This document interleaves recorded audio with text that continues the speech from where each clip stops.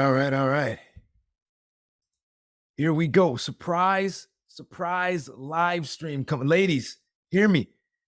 I'm about to tell you why your husband Stonewalls and why he's not going to stop. He's not going to stop, okay? And now, that's not to say he's a bad person. He's a great person. He's a good man. He loves God. But I'm about to get very clear and detailed on why it is he Stonewalls. And even with our best intentions, we say, hey, it's the last time. I'm sorry I shielded you out. Sorry I shut down on you. I get it all. But you're about to know at the end of this piece right here why exactly he's stonewalling and why he's going to continue stonewalling. Now, what we're going to do on this Saturday, my wife and I, we're going live with the 5 stages of transformational communication. Separate from this piece though, consider if you're already signed up for that. If you're not signed up, go. I dropped it in the descriptions. Click on that at some point during this live. Click on that piece. Get signed up. Consider this your pre-work though. Consider this like laying down some of the foundations. So when you go to that and you're in that live place with us, we're bringing things up. You're on there with us. You're seeing your questions, your responses. You're able to take it to the next level with us. But here we go. Let's jump exactly into. Let's get down to the nitty gritty. Stay with me here, okay, guys? Don't let me lose you. This thing's gonna start rolling really quickly here. You go to grab a coffee. You go to I don't know, change the diaper. We're gonna fly by you. I know you're on lunch, etc., etc. Stick with me. Here we go. What I want you to do first and foremost, and this is aimed more to the ladies. Gentlemen, watch it because you'll learn something about yourself as well. But this is aimed a little bit more toward the ladies and to understand what's going on in his mind, what's going on. Sorry, he doesn't hate you, right? We hear it. We've worked with hundreds of couples, okay, at seminars, all kinds of stuff all over the country. We hear it all the time. And some of the things that come across is like, man, he must hate me, right? He must, why would he shut down when I'm wanting to connect the most? If you don't know what stonewalling is when you're talking and it feels like you're talking to this piece of paper, like, or a board, and there's just nothing's coming back. Completely checked out of the conversation. They're checked out. That has nothing to do. He doesn't hate you. He's not trying to harm you, hurt you. It can be weaponized, but that's usually not the case. Here's what's typically going on. Now, with that, for those who don't know me, again, my name is Ehi. One of the things that I do is neurophysiological coaching. But I was in the Air Force and I was an engineer for a long time, many years, a computer engineer. And I was in the Air Force and I was in a combat zone. And in this combat zone, it was very likely that you're going to get hit with some type of gas. Okay. So we had our gas masks, we had all this stuff. Now, what I want you to do during this story, go ahead and hold your breath, right? While I'm telling this whole story, take a deep breath in and just hold it. Okay. But if you need motivation to hold your breath, go to a combat zone where they may be shooting missiles at you with some type of chemical inside that's going to mess you up. Got some peppermint tea right here because, yes, if you're not a tea person, I don't know what to tell you. Don't judge, right? Don't judge. I digress. So I'm in this zone, and because of the nature of my job, nothing fancy, just computers. And because of that, you had to get to if the base was ever overrun, you had to destroy the stuff that you're working on. And so to motivate us, get this kind of messed up looking back in the time, you're young, living wide open. But to motivate us to get back in case of a disaster, we had to keep our gas masks. This is the Air Force thing. The Marines out there are probably like, what? Yeah, but we had to keep our mask at our duty location. And so I would practice this daily. I'd come out of my tent, I'd hold my breath, right? And I'd sprint and run all as far as I could to try to get to my duty station where it was a tent city at the time. I come busting into the tent, gasping for air, like, dude, Giwa, what's wrong with you? But I was practicing holding my breath because in my mind, if it ever went down, man, the last thing I want to be is that dude sitting on the ground shaking. You've seen it in the movies, foam coming out, looking like some kind of a rabid animal. I didn't want that, okay? So I'd hold my breath. So if you're still holding your breath, I know most of you is like, no, I didn't even try. But some of you that did try, you'll notice that certain things start happening when you hold your breath. And I found this out while I'd be running across. I'd be sprinting across this area, and I'd start feeling all these things in my body. Okay, so now here's where it's gonna get a little bit. It won't be too dry, but it can get a little dry because I want to show you a couple things about what's happening inside of the brain. Now we're getting into stonewalling, guys. Stick with it. Stick with me. I'm about to show you why your man shows stonewalls, why he shuts down, okay, and why he's gonna keep doing that until there are some practical tools. I'm not gonna need all the tools today. I'm just gonna get you the understanding so that you're actually in the right ballpark. Come this Saturday. Again, if you haven't signed up, jump over there, sign up for that. I'm about to share my screen here. I'm gonna work my technology. Hopefully not break anything here. You guys doing all right? You still with me? You hanging in there? Hang in here. Hang in here. And we're gonna jump this stuff. I'm gonna work my technology here. Let me go to presentation mode, overview. Okay, I'm gonna talk to you a little bit about the brain here. All right, don't glaze over it. It's not gonna be too bad. All right, we're gonna go kind of quickly. But there's a couple things that's important for you to realize about the brain, so then you can understand what's going on with your husband, going on with your spouse. Now, women stonewall for a totally different reason. Okay, we're focusing, we're zeroing in on men, so you can get a deep understanding of what's going on, and then you can begin to shift that out. So this area right here, I'm gonna use red. You can see most of all this right here is something called the neocortex. All right, the neocortex. The neocortex, all that does is it handles the way that you see the world, the perceptions. You're seeing the screen right now. If there's a taste, the way that your shirt feels on your skin, that's all brought in through there. Next, I want to go to I'm going to touch on these places really fast, okay? Because this is the area that starts perceiving a threat, all right? Something's wrong. That starts to kneel. Well, the next portion I'm going to talk about is it's right down here called the amygdala. I know it feels like school, but stick in here. It's worth it. Sometimes you got to go through a little list to get to the next area. The amygdala, and you can see it. It's located right here. It's the alarm system. I remember one day I'm sleeping in the tent. It's tent city, like 119 degrees, and the AC goes out. Well, the alarm starts going, the base alarm, and we did drills all the time. So I'm thinking another drill. I'm tired. I want to sleep. Okay, but there's alarms going off, and I wake up, and finally I'm slowly putting on my boots, and then I hear instead of it saying exercise, exercise, exercise, it goes real world, real world, real world, bunker, bunker, bunker. You want an adrenaline spike. You don't need coffee. Just hear bunker, bunker, bunker shouted out. Like I'm blasting out there. I'm sprinting across. What happened was my amygdala heard the bunker, bunker, bunker, and went into action. It sent off a huge alarm to something, excuse me, something called, the next portion here is right up here. I'm going to show you this. The thalamus, right? Now, what this is kind of like a messaging system. It rides anything, any type of communication, anything the brain needs to talk to. It rides on this deal. It processes, hey, this needs to go here. This needs to go here. Now, when the amygdala shoots off, stick with me. Don't let me lose you yet. This guy kicks off, and it goes to the command center. Now, the command center of your brain that really regulates a lot of things, right here. Not right there. I was looking, that's not the right name at all. Right up here, the hippo or hypo, however you want to say it, the hypothalamus. This is your command center. It says, hey, this is a problem. This is not a problem. This needs more resources. This doesn't need more resources. And when this portion gets kicked off, now here's where it gets fun, okay? We'll get to the prefrontal. Actually, I'll touch on it right now. Prefrontal cortex. That is your if I could even circle the thing, right? If I could get my mouse around that deal. But this is the part of your brain that handles logic, okay? It handles higher thinking. We should do this. Logical people, hear this, get this. I'm going to throw this out here. Logical people will tend to stonewall, right? Very, very aggressively. They'll get mad. And I'll show you why they get mad in a second.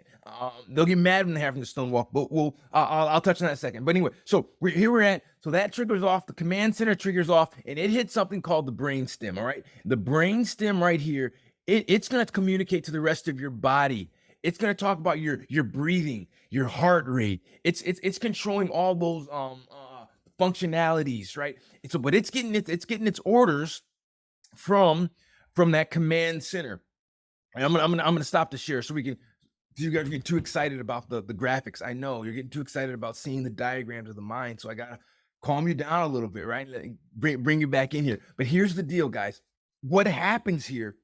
I want to talk to you about what's going on with the brain. So you have all these different things, and it gets to the brain. Now, when the brain perceives the threat from the command center, the brain stem, it starts doing stuff in your body, and this is where it gets crazy. Okay, it literally inside of the brain, right. First of all, your heart rate starts beating. Your heart rate starts beating. You'll get a little bit. Your palms may get sweaty. Okay. But inside of the mind, inside of the brain, I was going to bring up a little, I still might do it. It's always dangerous to try to do technology stuff live. This is where it breaks, right? This is where I tear stuff up. But I'm going for it, right? I'm going for it right now as I'm talking. You see my eyes flicking around. I'm trying to open this deal up so you can kind of see a little bit what I'm talking about. But here's what happens after this brain center piece kicks off, and it kicks down to the brain stem, the command center. I mean, the hypothalamus. When that guy kicks off, what literally happens is the blood and oxygen. Now, this is important. The blood and oxygen. See the prefrontal cortex right here, right? The blood and oxygen actually gets pulled away from the prefrontal cortex, guys. Are you guys seeing where I'm going? I'm talking to you about stonewalling and why this stuff actually starts happening at the level it starts happening. It starts pulling away from that portion of the brain, and the oxygen doesn't just pull away from that portion of the brain. I think I just closed okay, we're still live. I thought I closed it down in the middle of this deal. Anyway, so not only does it pull away from that side of the brain, what it starts doing, it starts pumping blood into the amygdala, into the thalamus, right? Into the brain stem. So now your ability to stop and reason gets overran by the rest and you go into your primal state, all right? Men do not like to be in this primal state. Our hearts are beating faster. Our brains, our ability to reason has been pulled down. Now, good in like in a sense where we have to react to something. Someone breaks into the home, right? And we need to react. Or you go to the caveman days and a bobcat jumps into the cave, right? You need to react. You don't need to sit there and say, there's a wild beast in our house right now. Let's talk this. No, you got to react, right? You got to do something, okay? Good in those senses, not good in the context of marriage, okay? So what we have is you have your neocortex. It's taking all these deals in. It perceives a threat. Men hate doing something called flooding, all right? We hate it. We hate it. We hate it. We hate it. That is where that command center takes over the higher function. It pulls the blood, literally the oxygen, from our ability to reason, right? And pushes it down to a primal state where action, fight, flight is coming alive in us. And this is why your man early on in the stage. Now, different people end up stonewalling at different stages. It becomes habitual. We'll talk about that a little bit. It becomes habitual with time, but initially, at different portions of that stage, maybe it's when the neocortex first starts perceiving some type of threat. We're talking about the mother-in-law. I know where this is going, right? Perceives a threat, and boom, the brain kicks over. Remember the thalamus? It doesn't go check with the prefrontal cortex. No, it sends a message to the command center saying, "Hey, danger, danger, danger, danger, danger." And now the command center can jump off and say, "Okay, let's kick off to the brainstem, take away the blood from the prefrontal cortex." Now you're shutting down. Men hate this feeling. They look ahead. They see it coming, right? And here's what a man typically will do. That's a habitual stonewaller. He stops and he shuts down everything. He just doesn't want to feel anything. So this blankness. He's animated. He's something. And all of a sudden, he's just like this plank. Okay, what's going on? He's shutting down before he floods. Because when you get flooded, that's when things get silly, right? Things can get very, very silly fast. That's when you say things that you don't mean, and later you're like, "Man, I didn't mean that," but the words have been out there. You had to mean it, right? But actually, there's actually truth behind that statement of I didn't mean that. Okay, well, he didn't. He wasn't even thinking. It was pulled out of his brain at the time. It doesn't mean he won't do it again. Okay. Now, I'm not talking with any of the stuff that we talk about. I'm not talking about in the context of abuse. Any type of abuse is happening. You need to get professional help immediately. I'm not talking about that. I'm talking about the normal day-to-day Christian marriages encounter with stonewalling, fighting, arguing, and someone just checks out. Now, women, it's a different deal. For this piece, I want to talk to you about why he stonewalls. He sees the flooding. His brain is hijacking his system, and he shuts down. It doesn't have to do with love. It doesn't have to do with commitment to the relationship. It doesn't have to do with all these different meanings that we sometimes assign to him. It has to do with what's going on inside of him. And this is why I said earlier this. People that are highly logical, very, very logical, they can stonewall like crazy because they like the feel of the connection. They're connecting this logical piece. And sometimes you're just like, I just want you to feel with me. They're like, okay, I'll feel with you because of this goes back to the logical piece. They love it. And they feel when they're moving towards that stage of flooding early on, they shut down. It can be as much as a look, right? It becomes habitual. Last piece I want to tell you about here, then we're gonna get out of here. You get back, finish your lunch, get back into your work day. But the last piece can become habitual. One thing I hate about this format that I'm using, I can't see your messages or anything like that. But here, let me jump in. It becomes habitual, meaning that the brain will realize, hey, if I stonewall, if I shut down, then I won't flood. Okay, and then it becomes a tactic or a tool to get away from doing the work. Now, again, you're not going to change, ladies. Oh my ladies.